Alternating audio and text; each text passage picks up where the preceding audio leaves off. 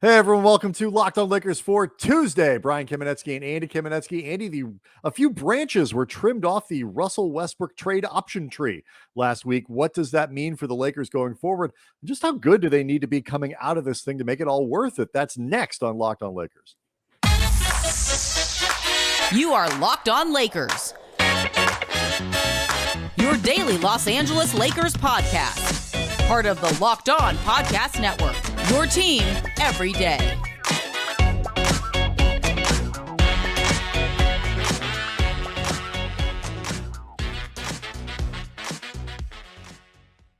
Thanks to everybody for making Locked On Lakers your first listen of every day, Monday through Friday, no matter how you get your podcasts, no matter where, Andy. They are always free. They are never behind a paywall, and they are always of extremely high quality because we're doing them. And Locked On Lakers on YouTube is where you go to see the big show, the visual extravaganza that goes along with it. Hope you had a good Labor Day, Andy. I did have a good Labor Day. Excellent. Got out of the heat. Did some ice skating. Did a little eating. It was fun. As one does on most weekends. That's not even a holiday thing for you. Yeah, we went up north. We fled. For people who don't know, it is 763 degrees in Los Angeles this week, and so I just left town because my AC. Yes, that's what James Worthy looks like at home right now because it's just so hot. No, I imagine James Worthy has killer AC. That was you guys at home before you realized you had to leave town. Yeah, either one. So we left, had a nice weekend with family, but we are excited to be back. That's a live look at Los Angeles. Yep, that's what Los Angeles looks like right now. Elmo, just fire, flames behind him. Everything's on fire. So Jeannie Buss said some interesting stuff about tanking and the idea of tanking. I mean, I'm sweating. I'm literally sweating during the show with sweat beads rolling off my head. It is 8:00 at night. It's like that's what we're dealing with right now. So we'll get to Jeannie talking a little bit about tanking. We'll get to a few other interesting things that came out of Andy's week doing 710 ESPN. A lot of Lakers subjects that came up there, but let's start with this. We haven't had a chance to really talk about this. The Donovan Mitchell thing is done.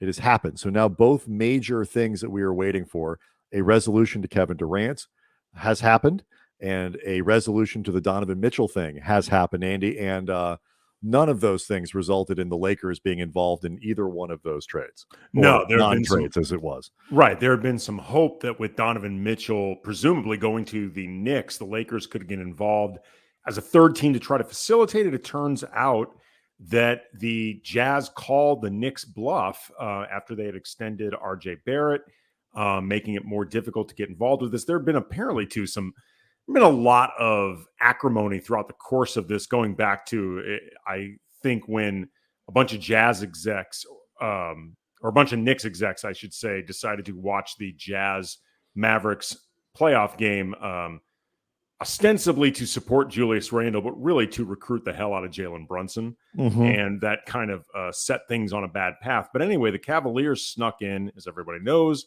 got Donovan Mitchell, and it leaves the Lakers in a place where Utah's flotsam and jetsam, the supporting cast around them, because now they're in just complete tank mode, could be available to them, but there could conceivably be a lot more players now in the game with the Lakers not as coming to sort of pick by not being involved directly in the deal. Because it turns out Cleveland and Utah apparently don't need the Lakers' help. So by not being involved in the Cleveland Utah transaction, it means the Jazz can, like you say, sort of send Bogdanovich here, send Clarkson there, send Conley over here. You don't have to send any one guy in any one place, and you don't also necessarily need to acquire Russell Westbrook.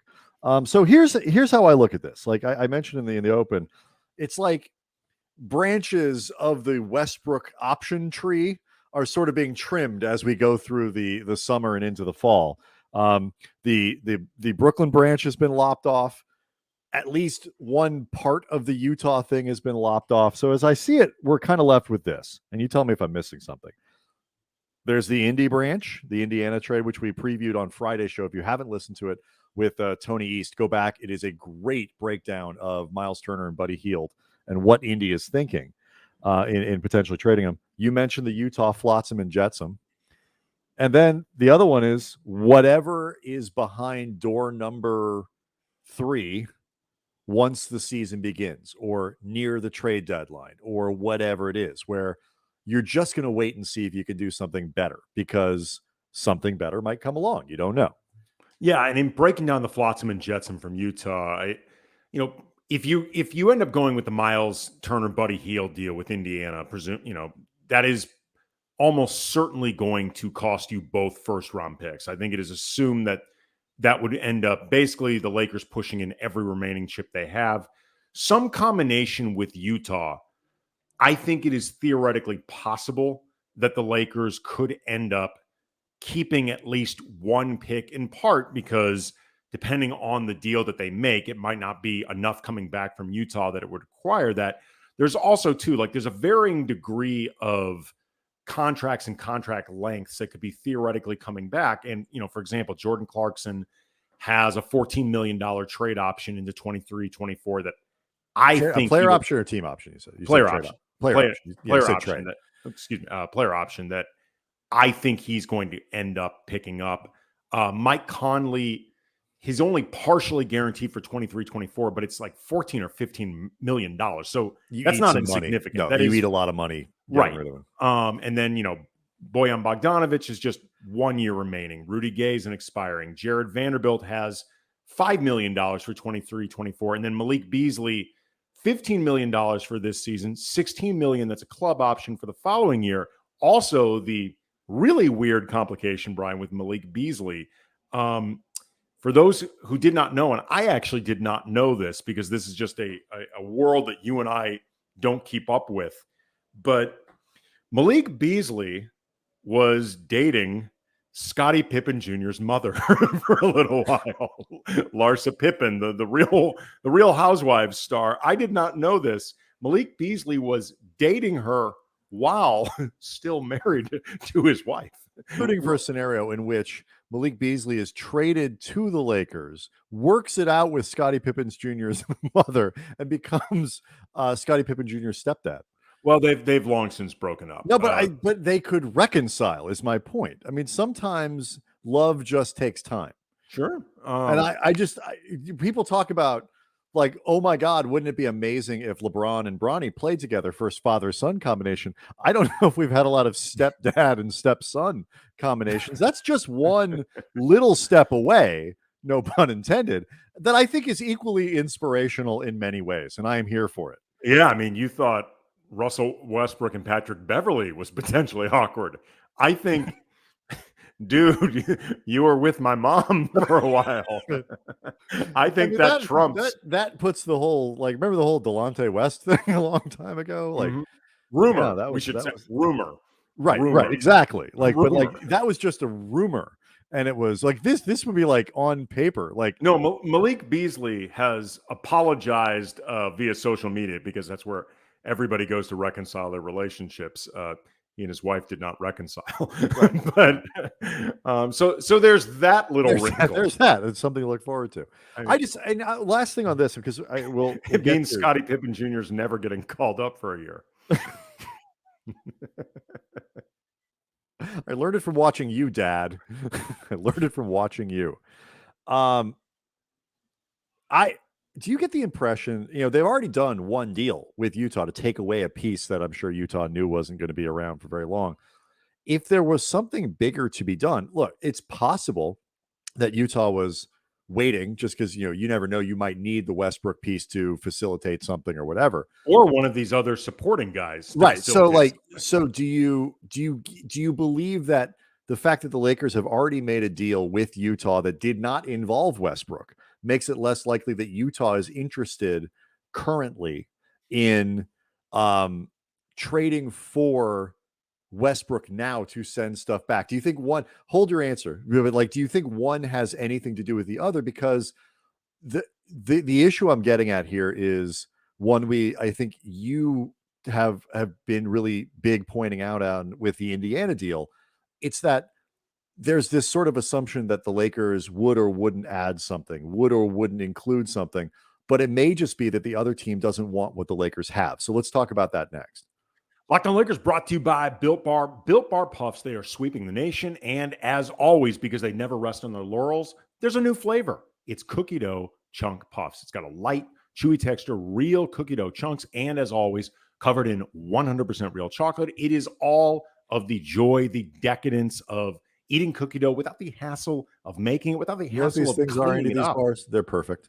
Oh, yeah. They're absolutely perfect. And they're healthy for you. Only 160 calories in these cookie dough chunk puffs with a whopping 15 grams of protein in them. And what's awesome about these cookie dough chunk puffs and all the Built Bar puffs, all the Built Bar bars, is they are made with the collagen protein, which your body absorbs more efficiently, provides tons of health benefits. You can order a box for yourself and the family. It's a perfect treat. You can ditch the calories, the fat, the sugar. Grab yourself a Built Bar. Go to Built.com. Use the promo code LOCKEDON15. Get 15% off your order. Again, promo code LOCKEDON15, 15% off at Built.com. Okay, so the question I was asking is do you think that a trade is more or less or equally likely between the Lakers and Utah for the fact that the Mitchell deal is done? The Lakers have already made a transaction with Utah that didn't include all these other things or whatever, and now it's sort of flotsam and jetsam time. Do you think one has anything to do with the other, influences the other? Could they end up making a second deal just as likely that would ultimately move Westbrook? Because that's the only thing really that could happen from the Lakers. I mean, I guess it's somewhat less likely in the sense that other teams around the league may become more interested in individual deals for some of these right, and it's Utah can just break them up, and Bogdanovich, for example, could probably have enough value that you don't need to absorb Russell Westbrook to get value for him. The Suns are reportedly interested in Bogdanovich. I'm sure other teams around the league are. I don't know if it necessarily is more or less likely in the sense of any connection point or domino falling from the Mitchell deal and where the Lakers had been connected to them. I'm not sure one really has much to do with the other. It occurred to me as we were talking, sort of setting up, and I was sort of thinking through this thing. I was like, my initial instinct was what you're saying. Like, I'm not sure one really has to do with the other than freeing up the rest of the league. Like you said, it's a great point. It occurred to me. I was like, I wonder if this indicates at all that Utah just doesn't want to take on the Westbrook deal and doesn't feel like they need to do the kind of rebuild that they want.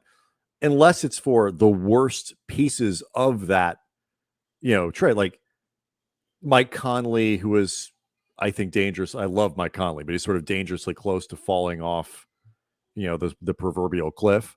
And, some of the other lesser people that they might be wanting to try to get rid of, in which case, sure, I'd trade him for Russell Westbrook, but I wouldn't want to include a pick.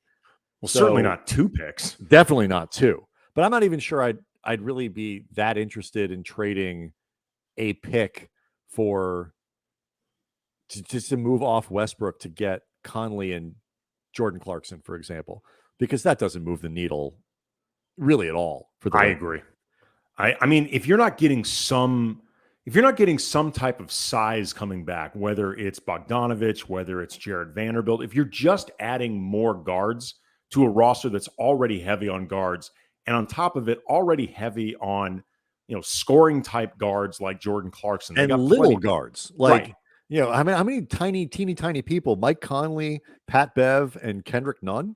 That's a lot of little people. Conley is a better outside shooter or a more established outside shooter than some of the other guys they have there. But, his defense is starting to fall off more. He's becoming much more of a health risk. He's, recency bias, but he's coming off an awful playoffs. Yeah. And just really struggling to finish at the rim. Like, there's just a lot of warning signs with the guy who both of us are huge fans of, but this comes for everybody, particularly little guards.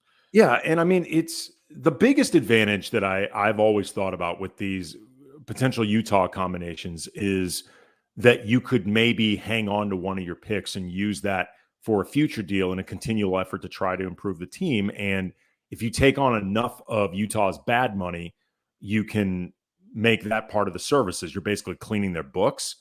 But again, you want to make sure you're actually improving the roster. And, the more this stuff has come up, and this is something that you had mentioned, I've been on 710 ESPN in Los Angeles the whole week, and this was a continual topic of discussion. And one thing that I've noticed, this idea of what's worth it for the Lakers, like how good a trade needs to be, what's the baseline, and this idea of a deal needing to put the Lakers in contention, like, putting them back really in the, front runner mix. Otherwise, it's not really worth it, in part because what does it really do for them to be a 4 or 5 seed? But also, this isn't what the Lakers play for. This isn't what you have LeBron there for. And I understand that ethos, Brian, but you also have to be realistic about this. And the Lakers are not a team that is one move away. Like, unless that move is you are bringing in Giannis, they are not one move away. If the ceiling is good, legit good, like you are a legit playoff team again. Like, for example, I think if the Lakers traded both picks for Miles Turner and Buddy Hield, they will be a legit playoff team. I think they Top will six. be. You mean out of the play-in? Yeah, I think they will be a legit playoff team. I think they will be health assumed for LeBron and AD and Miles Turner. I think they will be a solid 4 or 5 seed with the potential to maybe grow further, or if nothing else, be in a position where they could capitalize if some other teams have some bad breaks. Mm-hmm. And does that make them a front runner to win a championship? No. Does it make it likely to win a championship? No. But it makes them a good team. It makes them credible. And if credible is not a good enough potential ceiling, then I'm really wondering what you're expecting from any deal they could make over the next couple of years. Everybody involved needs to, I think, sort of recalibrate the way we think about the Lakers. I think you're talking about, do we have a 0% chance if we make this deal? Do we have a 10% chance? Do we have a 15% chance?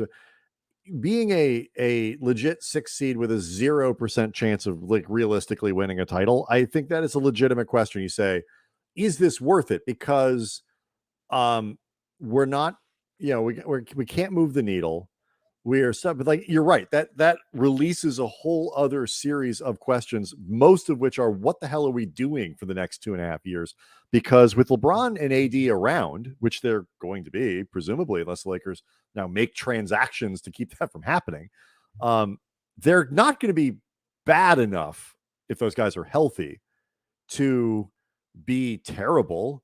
And even if they were, and maybe we'll get to this in the next segment, they don't own their picks.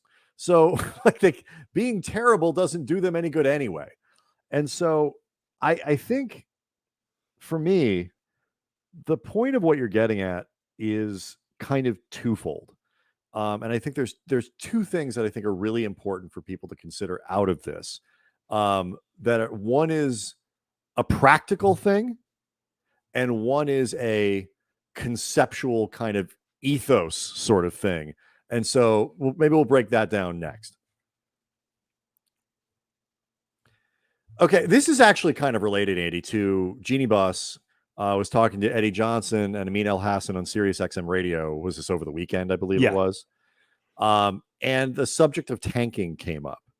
And Jeannie basically, for all intents and purposes, we're never going to do that. We are always going to try to field a competitive team. We owe it to our fans. We owe it to people to put on a good product, and we will not tank seasons. And we will not, especially as it's defined by a lot of people, sort of intentionally go out and try to lose games to improve their draft position. And what you're talking about kind of got me thinking about these comments, because my first reaction was, they can't tank. You can only tank if you own and control your own draft picks. And the Lakers they can't. And so they could finish with the worst record in the league for the next 3 or 4 or 5 years and net nothing from that, because New Orleans has the ability, for all intents and purposes, to undo any good that would do. So the Lakers have they have no incentive structure to try to tank.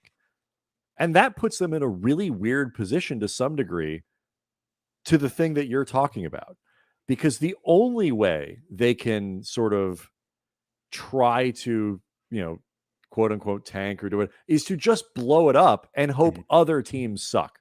That's it. That's all they can do. Yeah. And so I find that aspect of this to be kind of fascinating, that there is no tanking path for the Lakers, just from a practical standpoint. When people talk about, well, how do we blow this up, or should we blow it up, or what are we doing here? They've taken that option off the table. I get what Jeannie's getting at, but it's not even a choice that they can make for the next 3 or 4 years. I mean, they in can. In the way that people think about it, which is maximizing our own draft picks. Right. I mean, they can, in the sense that you would trade LeBron, trade AD. I mean, this is the way they'd go about doing it. Right. And you would try to regain more draft capital that you completely control. In certain respects, what I think Jeannie's talking about is we're not also going to ever rebuild. Like, we're not going to put ourselves through a true rebuild. I mean, we saw that during the Kobe's Achilles seasons, where they really had no business trying to feign competitiveness, being faux competitive. But they felt like as long as Kobe's on the roster, we have to be chasing 8 seeds. And, thankfully, their plans kept falling apart and they fell ass backward really in the bad lottery at picks. They were bad at it. It didn't matter. The Lakers have these options with trade, theoretically, these options with Indiana or with Utah. There's also the idea of, if you don't like either of them, hanging on to Russell Westbrook, playing it out this season, trying to make the best of it, trying to be as competitive as possible, and clear his money off the books, get about $30 million in cap space, which won't get you a max player, but maybe gets you better role players. Could clear that. It doesn't automatically, but it could. The Lakers could open up, some money for certainly. You could open about $30 million potentially, and maybe use that on a couple high-end role players. They still have their picks, all that stuff.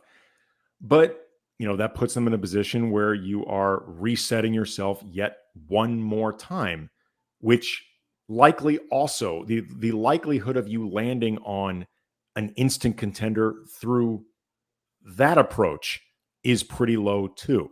Maybe you can put yourself in a position of being a solid playoff contender, but it's something that I think everybody just needs to be thinking about. This idea of front runner status and the way people often think about that championship ethos with the Lakers, particularly if you have LeBron on this team, because there's always that narrative of if you've got LeBron and he's still playing at a high level, you can't waste having him here. The truth is, they may have already made that decision. It may have already happened when they made the Russell Westbrook deal. So then you have to think about, is being a good team, a legitimately good team, putting a good product on the floor, which is what Jeannie's talking about. We owe it to our fans to put a good product on the floor. Is that good? Which they have not been for all but couple one years. And a half really of the last 9 seasons. But like, you look at the West, and even after that, and this is all with the caveats, and I'm not putting words in your mouth here. Like, all of this is LeBron's got to stay healthy. Of course. AD's got. There's still a lot of stuff that needs to happen. But the Clippers, the Warriors, the Mavericks, Denver, Memphis. Those are 5 teams that I think, barring something weird, barring injuries, are 5 of the own. So you're in there. Like, it's still not a given, because now you're completely, depending on how good you think Minnesota is, I guess maybe depending on how good you think Dallas is. But I would certainly say the Clippers, Golden State, Denver, and Memphis, short of bad things happening to them, are locks for the, somewhere in that top 5. And then then the Lakers kind of probably fall into that next tier. Yeah. So I'm just of the mind that because you don't control really your own future, you have 2 choices. You can either make the best deal that you think you can get, and there is always the chance that something better could come along for your 2 picks than what you have now. I tend to think that we are overvaluing what those will get you. When you look around and you use the Mitchell deal as a template, you use the Gobert deal as a template. Some people think that Cleveland really didn't give up that much or whatever to, from a draft pick standpoint. There was a 3, I believe it was, for Mitchell. 3. And whatever, but they also gave up their first round pick this year, which is a little like giving a 4th. And also gave them signed and traded a really good young player. You look at the Gobert haul, Colin the Sexton. Lakers, in Colin Sexton. Thank you. Yeah, for people who didn't see it, the Lakers can't and will not be able to offer anything like that. And so I just feel like this is, I think the Indiana deal plus or minus 10% is probably as good as you're going to do if you are insistent on trying to trade Russell Westbrook as part of it, because he costs you one of your picks. And if that's the best you can do, I would do it, because the only other reasonable alternative is to blow it up. And you can't blow it up because you just re-signed LeBron. I mean, you literally can't, because you can't trade him. So I would do it. Or I would do something if I saw something that came along that was somewhere in that ballpark. And I think that's where they are. Yeah, I think too, like, before we go on this, just you hear a lot of people say that, LeBron signed this extension, and they made promises to LeBron. Like, LeBron is expecting something because he gave them that commitment. Look, LeBron's knew what he was signing up for. Yes. When he signed that extension. Like, he's not stupid. He knows what their assets were. He knows the lack of flexibility and avenues that they have. And, I'm not saying he doesn't care about winning, because I do think he cares. Yeah. Clearly not the number one priority. Couldn't have been. When he signed this extension, like winning a championship, because he knows this team was not in a position to do it. I think LeBron's expectation is just do your best to make this team better. Don't do anything stupid. They already did the stupid thing, and everybody knows it. And the stupid thing has been done. It was a stupid idea that he pushed for. Yes, and that everybody agreed to, and you can't undo it with pixie dust. Like, this is the situation they're in. Anyway, Locked On Lakers on YouTube is where you can go to see the show. Please keep subscribing there. We're pushing 8,000, getting very close to 8K. Yes. Which is quite a milestone that we are very excited about.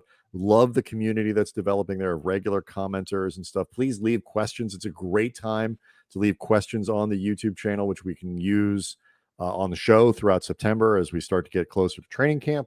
And we'll keep an eye on everything that's going on with the trade market. We'll see what happens, and we'll see everybody next time.